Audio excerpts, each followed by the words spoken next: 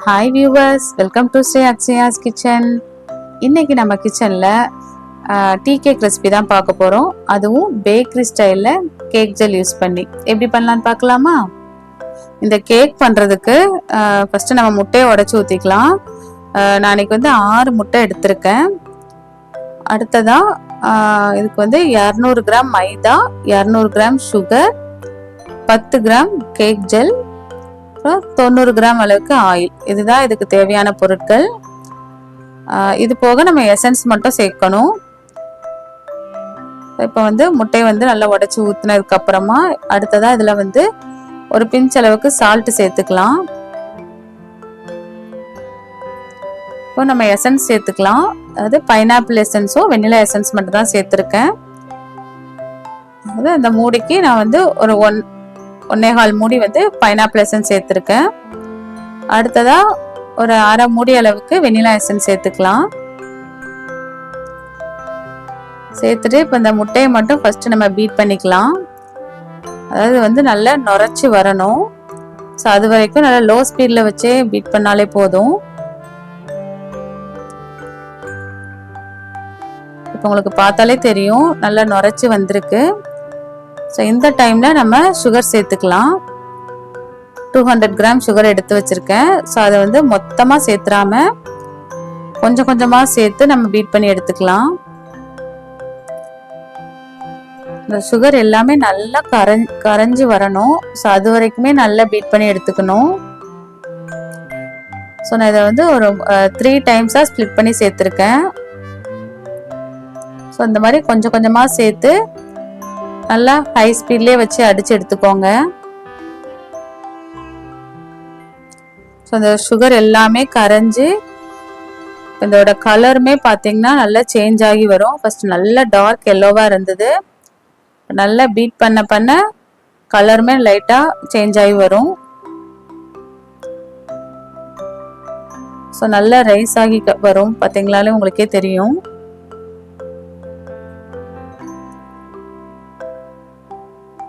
மெயினாக அந்த சுகர் நல்லா கரைஞ்சிருக்கணும் நம்மளுக்கு. ஸோ சைடு எல்லாமே எடுத்து எடுத்து விட்டு நல்லா பீட் பண்ணி எடுத்துக்கோங்க.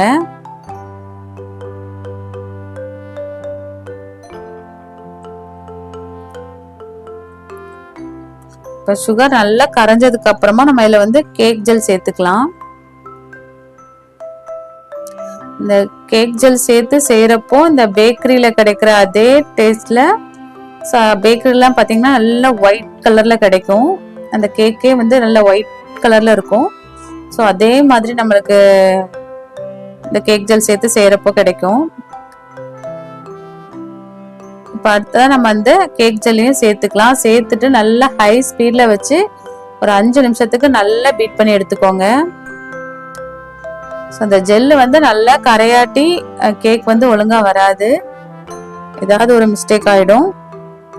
ஸோ நல்லா பீட் பண்ணி எடுத்துக்கோங்க. நல்லா ஹை ஸ்பீடில் வச்சு ஒரு 5 நிமிஷத்துக்கு விடாமல் பீட் பண்ணி எடுத்துக்கோங்க.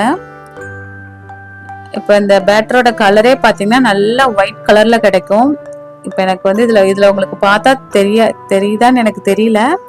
எனக்கு கலர் கொஞ்சம் மாறி மாறி வருது. பட் பண்ணுறப்போ உங்களுக்கே தெரியும் நல்லா ஒயிட்டாக கிடைக்கும். ஒரு 5 நிமிஷம் நல்லா பீட் பண்ணதுக்கு அப்புறமா ஒரு 200 கிராம் மைதா நல்லா சலிச்சு எடுத்து வச்சிருக்கேன்.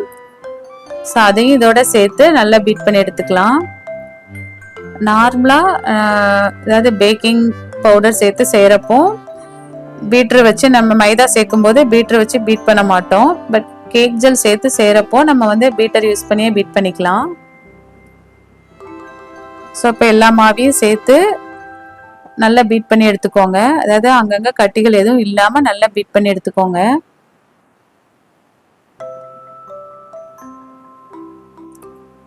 இப்போ இந்த மாவு சேர்த்ததுக்கு அப்புறம் பார்த்தீங்கன்னா அதோட கலர் பார்த்தீங்கன்னா நல்ல மில்கி ஒயிட் கலர்ல வந்துடும். பட் இது வீடியோல சரியா தெரியலன்னு நினைக்கிறேன் கலரு. ஸோ நல்ல ஓரங்கள்லாம் நல்லா ஸ்க்ரேப் பண்ணி விட்டு நல்லா பீட் பண்ணி எடுத்துக்கோங்க. இப்போ கடைசியாக இதில் நம்ம ஆயில் சேர்த்துக்கலாம். அது இதில் வாசனை இல்லாத எண்ணெய் தான் சேர்த்துக்கணும். அப்படி இல்லாட்டா எண்ணெய்க்கு பதிலாக நீங்கள் பட்டர் கூட சேர்த்துக்கலாம். இப்போ எண்ணெய் சேர்த்துட்டு மறுபடியும் ஒரு நிமிஷத்துக்கு பீட் பண்ணிக்கோங்க. ஏன்னா வந்து ஆயில் வந்து அடியில போய் தங்கிடும். ஸோ அதனால 1 நிமிஷத்துக்கு நல்லா பீட் பண்ணி விட்டுக்கோங்க.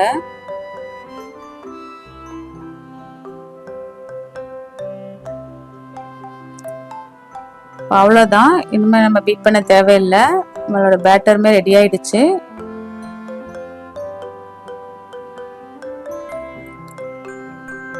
இப்போ இதை நம்ம டின்ல சேர்த்துட்டு ப்ரீ ஹீட் பண்ண அவன்ல ஒரு 30 to 40 மினிட்ஸ் வச்சு எடுத்துக்கலாம்.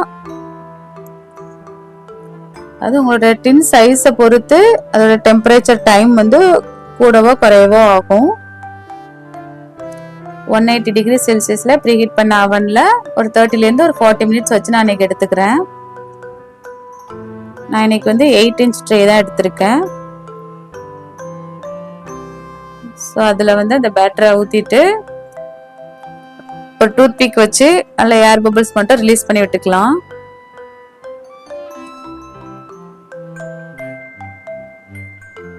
அவ்வளோதான், இதை வந்து நம்ம அவனில் வச்சு பேக் பண்ணி எடுத்துக்கலாம். கிட்டத்தட்ட எனக்கு ஒரு 40 மினிட்ஸ் கிட்ட ஆச்சு. இப்போ இது நல்லா கூல் ஆனதுக்கு அப்புறம் நம்ம கட் பண்ணி எடுத்துக்கலாம். பட் ஆனால் இதை வந்து அப்படியே டின்லேயே வச்சிடாதீங்க.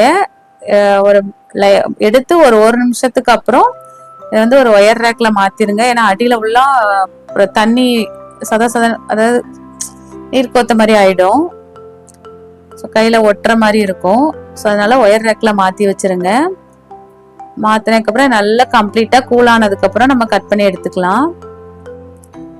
இப்போ கேக் ஃபுல்லா நல்லாவே ஆறிடுச்சு. இப்போ கட் பண்ணி காட்டுறேன் பாருங்க. ரொம்ப சூப்பரா நல்லா ஒயிட் கலர்ல இருக்கும் கேக்கே. இப்போங்க அந்த லைட் கலருக்கு எனக்கு வந்து ஒழுங்கா தெரியல. பட் நேர்ல பார்க்கும்போது பாத்தீங்கன்னா நல்லாவே ஒயிட்டிஷா இருக்கும்.